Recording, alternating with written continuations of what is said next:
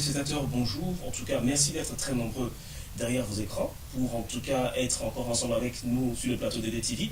Aujourd'hui, nous recevons pour vous une personnalité particulière de l'UDPS. C'est le nouveau représentant de la fédération de l'UDPS Belux. Il s'agit de Dr Kabanda. Bonjour Dr Kabanda. Bonjour Damien. C'est un plaisir de vous recevoir sur le plateau de DTV. On va essayer de discuter ensemble. On parlera un peu de vous, on parlera de votre bureau, on parlera du président Etienne Tshisekedi, on parlera de la santé de l'UDPS. On va aussi essayer de toucher un tout petit peu l'actualité politique. Mais qu'est-ce que les gens peuvent savoir de vous? C'est qui le docteur Kabanda? Merci pour la question et merci pour l'invitation parce que je pense que par le temps qui court, il est important que l'information puisse circuler pour qu'on puisse se connaître un peu les uns et les autres et surtout permettre à tout le monde de connaître un peu l'UDPS aussi et connaître les acteurs qui sont dans ce parti. Moi, c'est Kabanda, comme vous l'avez dit, c'est André Kabanda Kana, ça c'est mon nom complet. Je suis congolais, pas besoin de le dire, et je suis médecin de formation. J'ai fait ma médecine chez nous, au Congo, avant de venir dans ce pays pour une spécialisation. Et j'ai fait ma spécialisation à l'UCL d'abord, et puis à l'ULB. Et actuellement, je travaille dans une clinique privée sur Bruxelles. C'est la clinique Edith Cavell, qui fait partie d'un consortium d'hôpitaux privés, en tout cas un des plus grands consortiums des hôpitaux privés de Belgique, ça s'appelle le CHIREC, qui regroupe un certain nombre d'hôpitaux, il y en a à peu près 5, et donc je travaille là comme néphrologue. Je suis responsable du département de néphrologie, de maladies métaboliques. Voilà un peu ce que je suis. Et j'habite en Belgique. En Belgique. Mais voilà, mais vous venez d'être nommé par le président Tshisekedi, vous êtes nommé représentant, n'est-ce pas, de l'UDPS Belux. Mais qu'est-ce que vous répondez à différentes personnes qui pensent que vous êtes une personne inconnue de l'UDPS, vous êtes une personne qui n'avait pas l'âme de l'UDPS, vous êtes quelqu'un, c'est comme un cheveu qui tombe dans la soupe. Ce sont des gens qui n'ont pas d'informations, comme je dis, effectivement, il faut donner l'information pour que les gens puissent connaître qui est qui. Je ne suis pas un parvenu dans l'UDPS, ceux qui sont effectivement dans l'UDPS, qui ont été dans les unités, dans les structures de base, me connaissent très bien, parce que je suis au sein du parti depuis plus de 20 ans maintenant. J'ai été membre de la cellule de l'UDPS de Leuven depuis 1992 pratiquement. J'ai été jusqu'à être occupé de fonctions dans la section de Bruxelles. J'étais le membre du comité sectionnaire de Bruxelles. Et donc, je suis passé par tous les échelons. Je vous citerai ceux qui ont été avec moi depuis la base, comme Félix Tshisekedi a été dans la même cellule que moi. Je ne citerai pas tout le monde, enfin lui, parce qu'il est cadre maintenant. Et donc on a été à la base, dans les structures de base, et ça veut dire que je ne suis pas parvenu dans l'UDPS. J'ai dû prendre des distances à un certain moment, quand il y a eu le problème où notre président ayant été élu, il lui fallait l'impérium pour qu'il prenne l'effectivité de son pouvoir.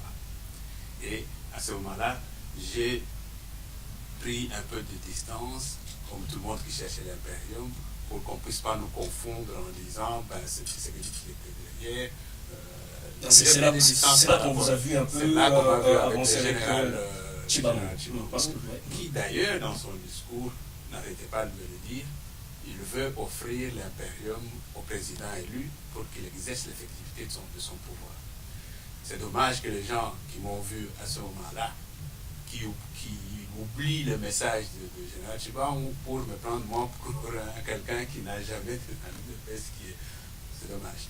Mais je suis un cas de l'UDPS depuis des années. Ok, mais là, on constate que votre nomination arrive à un moment où il y a de fortes tensions au sein de l'UDPS, l'UDPS Belux particulièrement, sans parler de l'UDPS au niveau du Congo.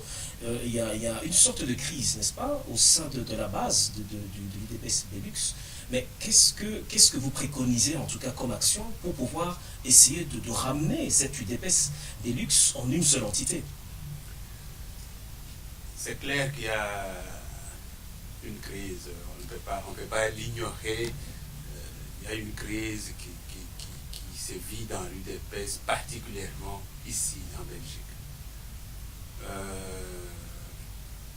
C'est une des raisons pour lesquelles j'ai accepté de prendre cette responsabilité, parce que, comme je l'ai dit, je suis médecin. Sachez que j'ai des responsabilités énormes qui ne me laissent pas le temps de m'occuper de ces genres d'activités. Mais puisqu'il s'agit de mon pays, il s'agit de mon parti, et qu'on me l'a demandé, j'ai accepté d'apporter ma contribution. Qu'est-ce que je veux faire? Je pense que la première chose, il faut que les gens comprennent que l'union fait la force. Il faut le rassemblement de toutes les forces, de toutes les potentialités du parti, pour que l'on puisse travailler ensemble. Mais c'est effectivement ça. Comment vous pensez procéder pour amener les gens à se remettre ensemble? D'abord, en le disant comme je le dis, là, j'ouvre la porte à tout le monde. Je suis le représentant maintenant. Je ne veux pas rester dans mon coin, faire mon travail sans m'occuper de ceux qui font partie de ce parti. Donc, le premier message d'appel, j'appelle tout le monde à venir vers moi. Moi aussi, j'irai vers tout le monde. Pourquoi? Pour essayer d'expliquer que nous ne sommes pas des ennemis, nous ne sommes pas des adversaires. Nous sommes les membres d'un même parti. Nous avons les mêmes objectifs, les objectifs qui sont définis par les statuts du parti. Nous avons intérêt à travailler ensemble pour atteindre ces objectifs. On n'a pas intérêt à se disputer. Dans quel intérêt on va continuer à se tirer dans le pas alors que les objectifs du parti sont clairs? Quelles sont les chances que vous donnez à une telle démarche, en fait? Les chances de réussite, est-ce que vous êtes sûr d'aboutir? Je lui donne les chances qu'il faut. Je ne peux pas hasarder à donner des statistiques, mais je pense qu'avec détermination et volonté, on finit toujours par y arriver. Okay. Et ici, je pense que si tout le monde oublie un peu le soi, le moi, on s'humilie un peu pour dire c'est l'intérêt de notre parti, c'est l'intérêt du pays qui compte, je pense qu'on y arrive. J'ai confiance. Ok, mais est-ce que vous savez à quel niveau se pose le problème? C'est-à-dire que c'est clair, c'est normal de pouvoir appeler les gens au rassemblement, mais selon vous, c'est quoi le diagnostic que vous posez? Le problème se pose à quel niveau?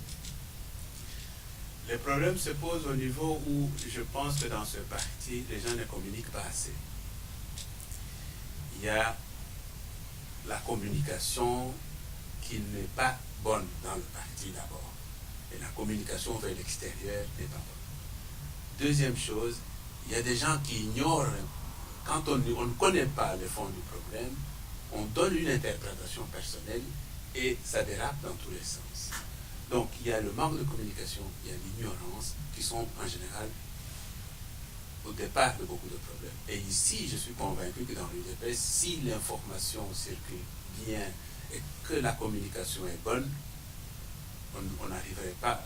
C'est vrai qu'il y a des dissidences dans le parti. Il y a eu des dissidences. Il y a des gens qui ont posé des actes et qui ont dû partir. Je suis désolé de dire qu'il y a des manipulations aussi dans tout ça.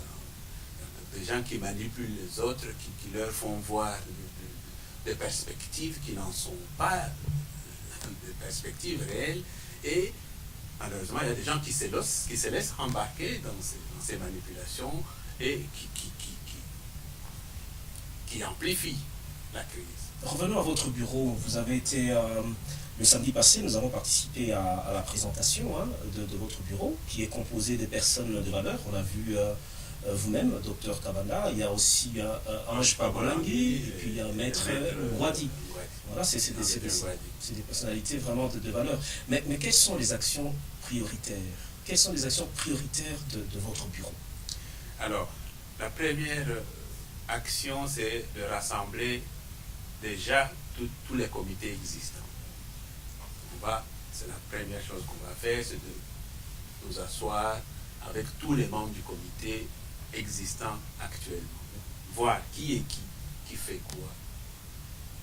Dans un deuxième temps, on fait la répartition. Le comité existant, vous parlez du comité du bureau sortant ou non, le comité de base. Le comité de base. Okay. Le comité sortant, il est sorti. C'est vrai qu'il y a une difficulté là. On a prétendu d'abord que les actes de nomination étaient faux. Maintenant, il y a eu une présentation officielle lors d'une manifestation où le président lui-même était là. Je suppose qu'il n'y aura plus d'argument de dire que ce sont des fausses nominations. Okay. Et bien donc, sur base de ces nominations, je suppose que ceux qui ont été à cet ancien comité vont obtempérer. Ok, les actions prioritaires. Alors, comme j'ai dit, je vais réunir le comité existant parce qu'on doit faire des nominations à tous les niveaux. Maintenant, il faut voir qui est qui et nous mettre ensemble pour définir la répartition des tâches. La deuxième démarche, c'est d'aller vers ceux-là, les anciens membres des anciens comités, pour voir avec eux qu'est-ce qu'on peut faire ensemble. Et quand je parle des anciens comités, je parle aussi de tous les cadres de l'UDPS qui sont au Benelux, parce qu'il y en a beaucoup. Hein. Nous sommes nombreux ici au Benelux, il y en a qui étaient partis, qui avaient quitté le parti, qui sont revenus. Il y en a qui sont disposés à travailler ensemble. Nous allons contacter tout ce monde, on va dialoguer, on va voir comment travailler. Ça, c'est une priorité pour moi, il faut rassembler les gens et voir dans quelle mesure on peut faire du travail ensemble. Ok, c'est parfait. On va parler un tout petit peu du président, Étienne Tshisekedi. Quelle est la vraie version de sa santé? C'est quoi sa santé? Vous êtes médecin, je suppose aussi que vous êtes, en tout cas, l'une des personnes les mieux informées par rapport à cette question. Qu'est-ce que vous me direz à ce propos? C'est une question à laquelle je ne peux pas répondre parce que je ne suis pas le médecin du président. Ça, c'est de un. De deux, sa santé, vous savez qu'il était venu ici en Europe pour se faire soigner. Il s'est fait soigner, il se fait soigner. Et sa santé évolue bien parce que vous l'avez vu. On l'a vu alors la cérémonie. Donc, je ne dirais pas qu'il a recouvré toute sa santé parce que on voit qu'il lui manque encore une certaine souplesse. Mais il va mieux que quand il est arrivé. Pour ça, je peux le garantir en tant que médecin, puisque je le côtoie. Deux, en tant que cadre du parti, je le vois. Mais au-delà, je ne sais pas vous dire plus parce que je ne suis pas son médecin privé. Ok, on va continuer à parler du président Étienne Tshisekedi, mais on l'a écouté en tout cas dernièrement lors de la communication qu'il a dû faire. Il évoque le dialogue. Il parle du dialogue comme la seule piste qui peut finalement amener l'UDPS à atteindre ses objectifs. Alors, je me souviens qu'il a prononcé une phrase en disant que c'est vrai qu'à la base de l'UDPS, il y a des gens qui veulent bien faire partir, il a dit l'imposteur par force, mais ça, il a considéré ça comme dès midi à 14h, ce qui est essentiel, c'est un état de droit. Ne trouvez-vous pas qu'il y a quand même un peu une contradiction lorsque le président Étienne Tshisekedi parle de dialogue, mais en même temps on fustige l'imposture, le dialogue avec l'imposture? Le dialogue a des vertus qu'on ne peut pas négliger. Le dialogue, dans toute société, on ne peut résoudre des problèmes que par le dialogue. Maintenant, je pense qu'il y a un embroglio là dans la compréhension du dialogue dont parle le président. C'est quoi le dialogue ici? Sachez que déjà en 2006, il y a eu un problème lors de l'élection présidentielle. Kabila a triché vis-à-vis de Bema. L'UDPS n'était pas partie prenante aux élections de 2006, mais il y a eu énormément de tricheries qui ont fait que, entre les deux, il y a eu des tirs à l'arme lourde en pleine ville de Kinshasa.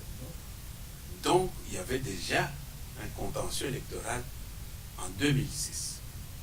Bemba a accepté le deal que les Européens lui ont proposé. On voit où il a fini. il est en prison. En 2011, l'UDPS a dit on ne peut pas ne pas participer à ce processus. On n'a pas voulu commettre l'erreur de 2006. On est parti dans le processus, bien que tous les préalables qui étaient posés n'étaient pas remplis. On a voulu participer au processus pour un peu le crédibiliser. Mais vous vous êtes rendu compte que la CENI, qui répondait aux injonctions de Kabila, a tripatouillé les élections.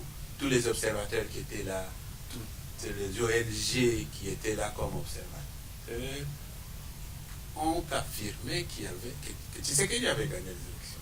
Au soir même, bon, tout le monde a dit, et au moment de la publication des résultats, qui s'est passé d'ailleurs dans des circonstances assez particulières, parce que le président de la CENI est allé faire la publication, on ne sait pas, dans une ambassade entourée de militaires, et Kabila a été proclamé vainqueur, alors que tout le monde savait très bien qu'il n'avait pas gagné les élections.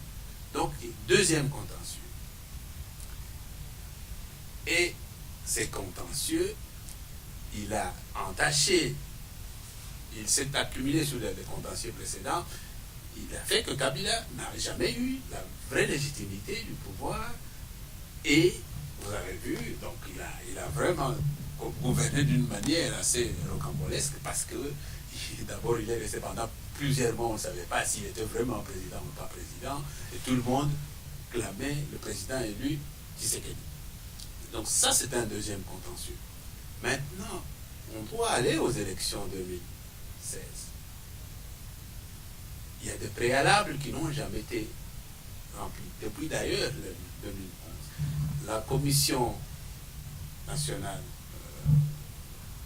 pour l'organisation des élections, il était question que cette commission soit reconstituée de manière consensuelle. Ça n'a jamais été fait. Il y a eu beaucoup de préalables. Alors maintenant, on se retrouve là, regardant 2016. Le problème que Kabila est en train de trépatouiller les textes pour, malgré l'injonction de la Constitution qui lui interdit de postuler à nouveau, ils sont en train de tout faire pour qu'il postule à nouveau, qu'on change la Constitution. Ça a raté.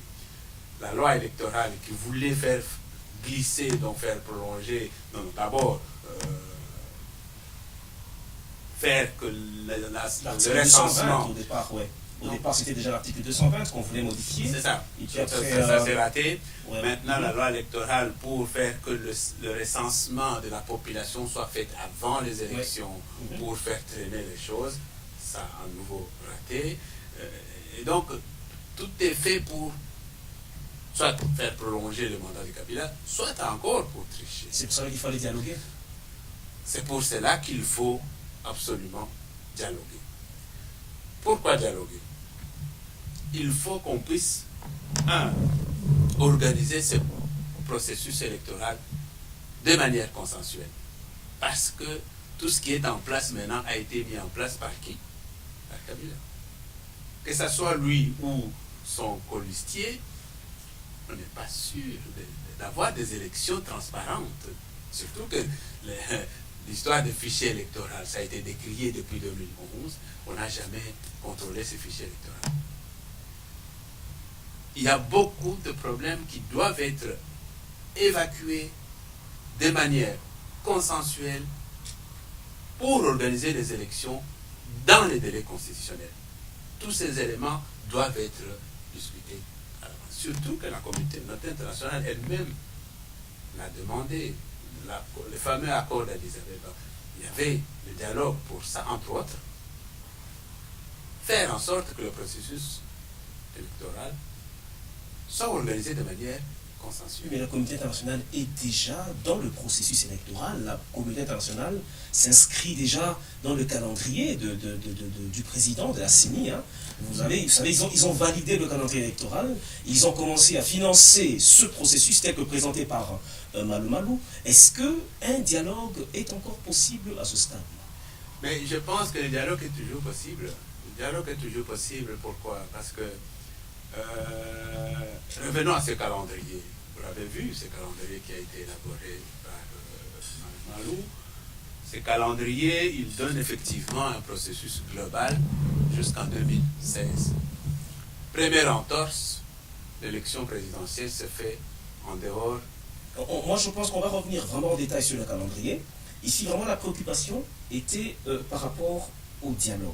Hein? C'est ça. Voilà, le calendrier, vraiment, on va revenir de manière assez précise. Mais je suis en train de ressortir les écueils qui sont dans ce calendrier. Même qui justifient le dialogue, en fait. fait. Qui justifierait justement qu'on revienne sur ces calendriers pour élaborer un calendrier consensuel. Parce que si on suit le calendrier tel qu'il est fait là, mais ce n'est pas parce que la communauté sociale que ce calendrier est bon que nous devons accepter ça comme ça. Non, ce calendrier, il viole la Constitution. Les contraintes qui ont été énumérées par la Commission, la CNI, il y a une liste il y en a 22 à peu près. Non, plus. Une liste d'une centaine de contraintes. Ces contraintes, si on regarde très bien et qu'on suit toutes ces contraintes, il n'y aura jamais d'élection dans les délais constitutionnels. Et donc, on risque d'avoir un dépassement de délai si on ne fait pas attention. Je prends un bête exemple. On parle d'élections communales, locales, municipales, tout ça avant l'élection présidentielle législative.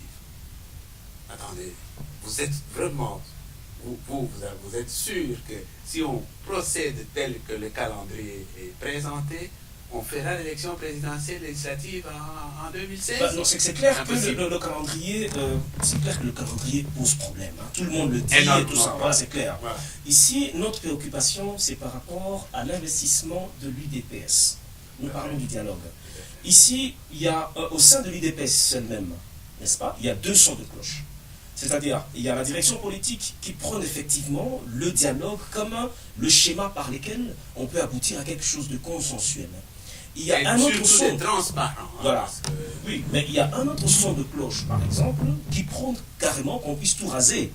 C'est-à-dire, la base, une partie de la base de l'UDPS et beaucoup d'autres Congolais pensent que, voilà, il faudrait, par exemple, que le système actuel parte tout de suite et entrer dans une autre transition qui finalement remet un peu tout à zéro par rapport au dialogue, par rapport plutôt aux élections telles que présentées par Malou.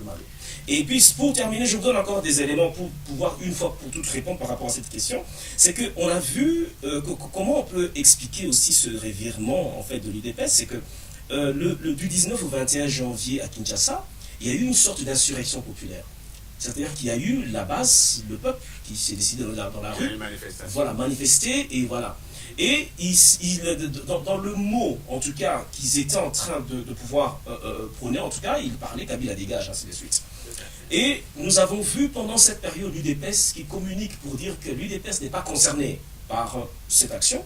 Et 2 jours après, lorsque vraiment l'insurrection prenait, l'UDPS réapparaît pour dire, écoutez, allez dans la rue.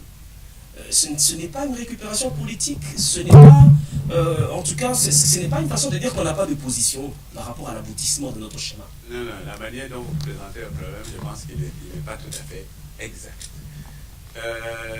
J'ai parlé d'abord de la communication. Il y a un problème de communication, ça, on ne peut pas le nier. Deuxième élément, le fait que le peuple veuille mettre Kabila dehors, et le fait de parler du dialogue, ce ne sont pas deux choses antinomiques. Ce n'est pas opposé du tout. Ce n'est pas deux langages contradictoires. Absolument pas. Pourquoi? Parce que, supposons aujourd'hui que Kabila dehors, qu'est-ce qui va arriver? Vous savez me dire ce qui va arriver? Ben, ce qui va arriver, par exemple, c'est que voilà, les forces politiques se mettent ensemble. Quelles forces politiques? Les forces politiques sociales. Hein, donc il faut dialoguer. Oui, mais maintenant, ici, le dialogue dont vous parlez, c'est dialoguer avec celui que vous appelez imposture. Ah, c'est ça, en fait, la différence avec le dialogue qui aurait lieu, par exemple, lorsqu'il y a une révolution. Ce sont les forces politiques et sociales, voilà, qui essaient de se mettre autour d'une table sans l'imposture. C'est pour cela que je dis qu'il y a un problème d'information. Le dialogue que réclame l'UDPS, ce n'est pas le dialogue avec Kabila. Non. c'est le dialogue entre deux camps. Le camp de changement, ici représenté par l'UDPS, et le camp de statu quo. Kabila n'est plus pas. Supposons que la Constitution soit vraiment appliquée. Kabila n'a plus rien à voir dans ce processus. Quand on dit Kabila, ça veut dire que c'est lui qui représente, c'est le système en fait. L'autre c'est le camp, voilà. C'est le camp Kabila. Voilà. C'est Voilà, le camp donc qui veut. De toute façon, il y a l'opposition et la majorité présidentielle. Voilà les deux camps. Voilà. On ne peut pas parler différemment, même si on dialogue, ça sera entre les deux camps. Même si aujourd'hui Kabila s'en va, ces gens-là ne vont pas disparaître comme ça du jour au lendemain. Ah, c'est très possible. Hein. Vous vous souvenez, à l'avènement de l'AFDEL, le moutisme n'a plus existé dans les premiers mois. C'est un mouvement armé, c'est un mouvement militaire qui vient, un coup d'État, Mobutu, dehors, avec tous ces siens. Maintenant, ce que vous me dites, la base de l'UDPS va chasser Kabila et tous les siens, ou le peuple peut se mettre dans la rue, vous êtes convaincu que ça peut arriver? Moi, je ne crois pas. Et donc, quoi qu'il arrive, même si Kabila est dehors, demain, avant la fin du mandat présidentiel de Kabila, nous sommes des légalistes. Aujourd'hui, il y a une constitution qui est là. Kabila a usurpé le pouvoir. Il a usurpé le pouvoir. On n'a pas réussi à faire de sorte que le président élu reprenne l'effectivité de son pouvoir. Et donc, il continue à usurper. Il va faire tout pour qu'il arrive à la fin de son mandat. Si quelqu'un a suffisamment de force pour le mettre dehors, il peut le faire. Mais qu'est-ce qui va arriver après? Les forces politiques et sociales devraient de toutes les façons dialoguer pour savoir comment organiser les affaires après Kabila. Dans tous les cas de figure, il y aura toujours un dialogue. Oui, donc dans tous les cas de figure, il y aura dialogue, sauf que le dialogue aura... je reviens sur ce que j'ai dit. Okay. Le dialogue de l'UDPS, ce n'est pas avec Kabila. Oui. Kabila a triché. Ils ont fait tout. Ben, si l'article 200 n'était pas...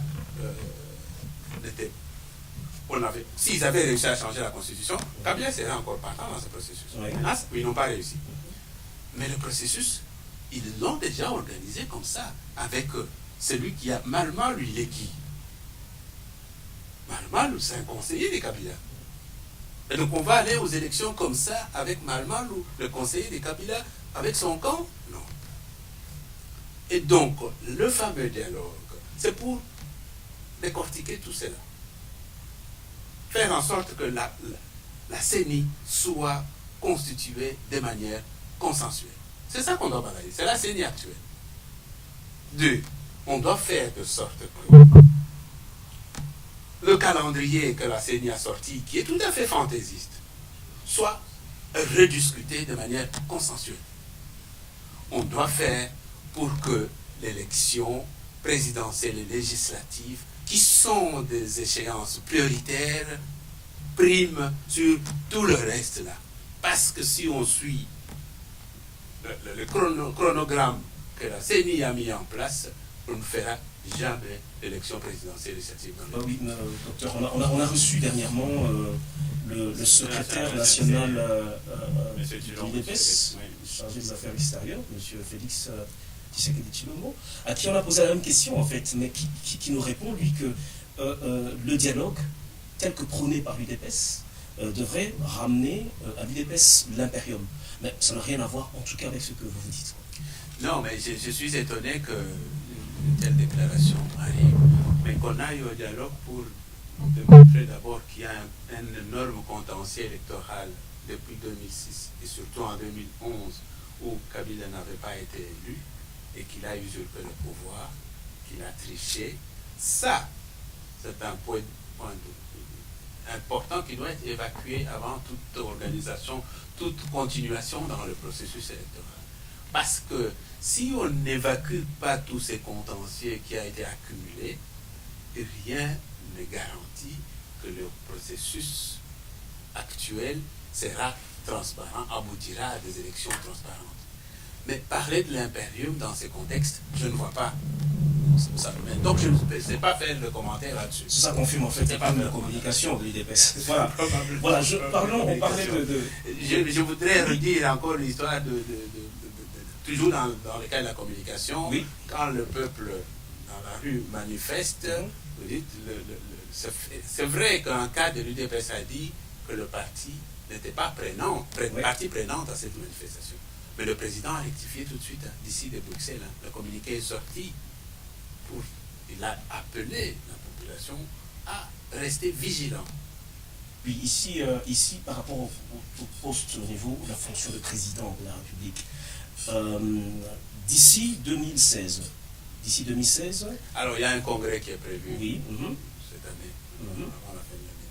Il y a un congrès qui est prévu pour parler de tous ces problèmes-là, problèmes d'organisation, de direction politique, le problème de préparation des élections. Il y a un congrès qui est prévu, il se fait. Et par rapport à ce que vous appelez au sein de l'UDPS la convention, je crois, de démocratie. Voilà, c'est ça. Est-ce que c'est un organe qui existe réellement au sein de l'UDPS? Parce qu'apparemment, elle a quand même des prérogatives assez importantes, mais est-ce qu'elle existe réellement? Le premier congrès du parti a mis en place, justement, a fait des restructurations par rapport à l'organisation qui était avant. Il y avait avant le comité national, le directoire, etc.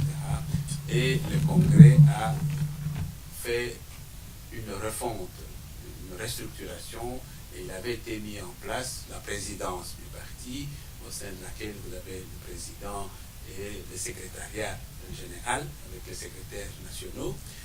Il y a la convention démocratique qui était un peu comme une sorte de parlement du parti. Mais il se fait que depuis que le congrès a été organisé, toutes les structures qui étaient proposées par le congrès n'ont pas été mises en place. Imaginez-vous aujourd'hui qu'il y ait un problème, parce que cette convention démocratique, c'est elle qui habilitait par exemple à pouvoir organiser, en tout cas les structures du parti, dans le cas à organiser les structures du parti, dans le cas où, par exemple, le président du parti n'est plus en mesure de diriger le parti. Prenons ce cas-là. Quand le président du parti ne sait plus diriger le parti, la convention, évidemment, démocratique, c'est ça, hein, c'est elle, en fait, qui doit organiser la succession. Mais maintenant, supposons qu'effectivement, d'ici une année, on ne le souhaite pas, mais que le président puisse se retrouver dans une incapacité de pouvoir diriger le parti. Qu'est-ce qui va se passer? Alors, le Congrès fait des recommandations au parti. Ces recommandations doivent être formalisées et coulées en texte statutaire. Quand tout ceci n'est pas fait, les statuts restent la loi du parti. Et les statuts organisent tout cela. Les statuts sont là. Ce n'est pas parce que le Congrès est arrivé, il a fait des recommandations, que ces recommandations n'ont pas été formalisées sous forme de structure ou sous forme des arrêtés dans les statuts, qu'on va dire, s'il y a un problème aujourd'hui, tout est... Non, les statuts sont là, et les statuts sont clairs sur tous ces aspects. Ils prévoient quoi?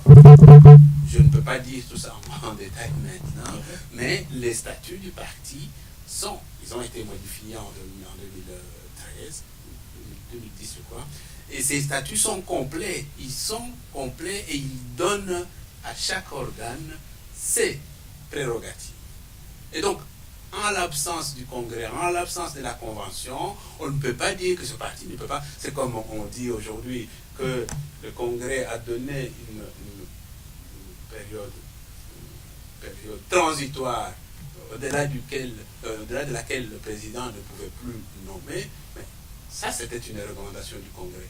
Mais quand cette recommandation n'a pas été coulée en loi statutaire, en dehors de tout ce que le Congrès avait recommandé, les statuts restent. Et ces statuts sont clairs.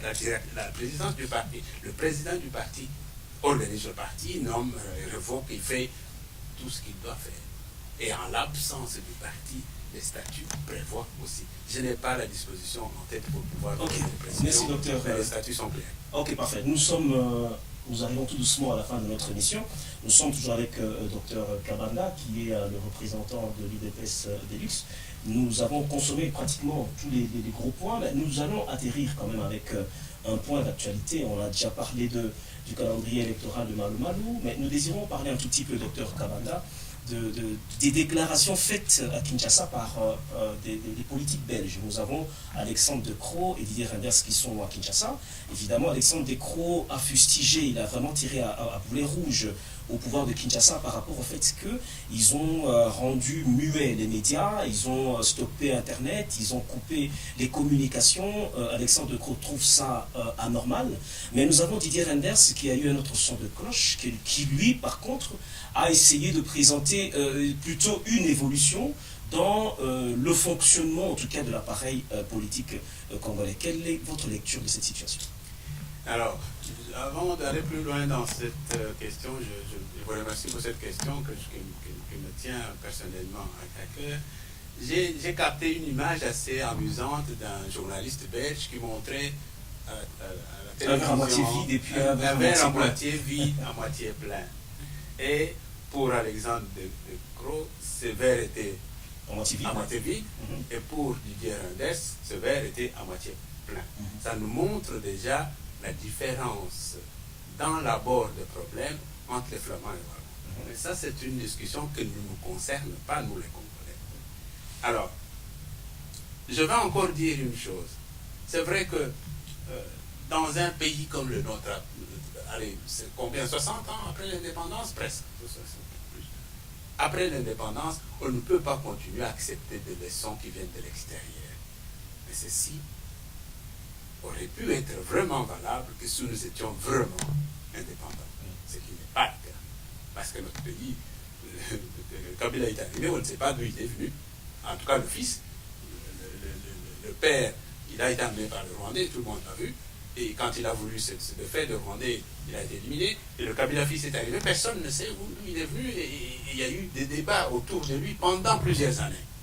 Mais donc, nous ne sommes pas vraiment souverains et indépendants, bien que nous avons eu l'indépendance officielle. Mais donc, ceci pour dire quoi? La réaction de M. De Croo, c'est une réaction d'un homme, un homme normal, ordinaire. On ne peut pas accepter que les gens qui se mettent dans la rue pour aller manifester leurs droits fondamentaux, l'expression, la liberté d'expression, la liberté de contester, que ces gens, on les tue comme ça, parce qu'ils ont demandé à ce que cette loi-là ne passe pas. On les a zigouillés. Il y a eu une quarantaine de morts, si pas plus.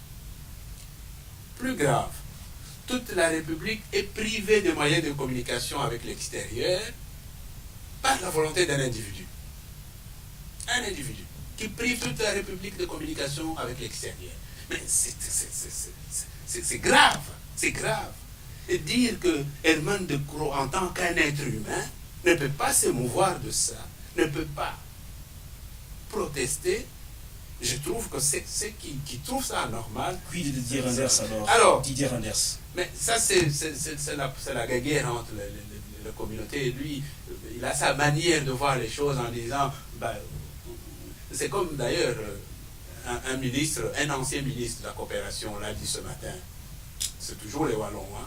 Il dit, Herman De Croo a vu juste, c'est qu'il dit, tout le monde le pense, mais il ne doit pas le dire en public, il doit le dire en aparté. Chers amis, nous avons assisté à l'assassinat des journalistes à Paris. Il y a eu 12 journalistes qui ont été assassinés. Pourquoi? Parce que caricature. Inacceptable. Liberté d'expression. Toute l'Europe centrale a protesté. Même nous les étrangers, nous étions dans cette manifestation. Mais ici, on a tué plus de 40 personnes. On a privé de la liberté d'expression toute une nation. On dit à celui qui fait la remarque, qui proteste, il ne doit pas le faire en public. Dites, moi, je n'ai pas de commentaire à faire par rapport à ça. Ok, en tout cas, merci beaucoup, Dr Kabanda. Nous sommes à la fin de notre émission. Il ne me reste plus qu'à vous demander un dernier mot, hein, si vous avez un appel, un message à lancer aux membres de l'UDPS ou aux Congolais de manière générale. Voilà, vous avez 1 minute pour ça. Ben, aux membres de l'UDPS, je répéterai ce que j'ai déjà dit, on doit se rassembler, on doit se mettre ensemble, l'union fait la force. C'est la seule manière d'arriver à faire quelque chose de bien pour les enjeux qui se profilent à l'horizon, pour les rendez-vous de 2015-2016. Sinon, on va encore dire que ce pays-là ne nous appartient pas. Naba Congolais, je répète le même message. Il faut tozala lisanga moko. Surtout biso tozali awa na mboka mopaya. Hein? Tozo sepela parce que tozolia baspirin, on mange, mais bandeko na biso baza na mboka, qu'est-ce qu'ils ont? Et nous sommes obligés, les coloniaux sur va téléphone, Tinda, 105, $100, $100, alors que ce qui te miti biso nyonso lisanga. Travailler ensemble pour relever, faire en sorte que mboka wana na biso mboka ya biso moko ezala kola ba mboka nyonso ya ba mindele tokende pa na biso tozala bien. Nous sommes incapables de le faire? Je ne crois pas. Ok. Il faut tira na biso nyonso lisanga moko pour te libérer mboka na biso. Ok, lisanga moko, comme dit le Dr Kabanda. Dr Kabanda, merci. Merci à vous tous, chers amis téléspectateurs, d'avoir consacré votre temps pour nous suivre. J'espère bien que vous n'avez pas été déçus et que ça ne vous a pas du tout oublié. Je voudrais aussi remercier Rich Tempête et Maître Donna qui ont été efficaces à la technique. Et merci encore à vous tous. À très bientôt.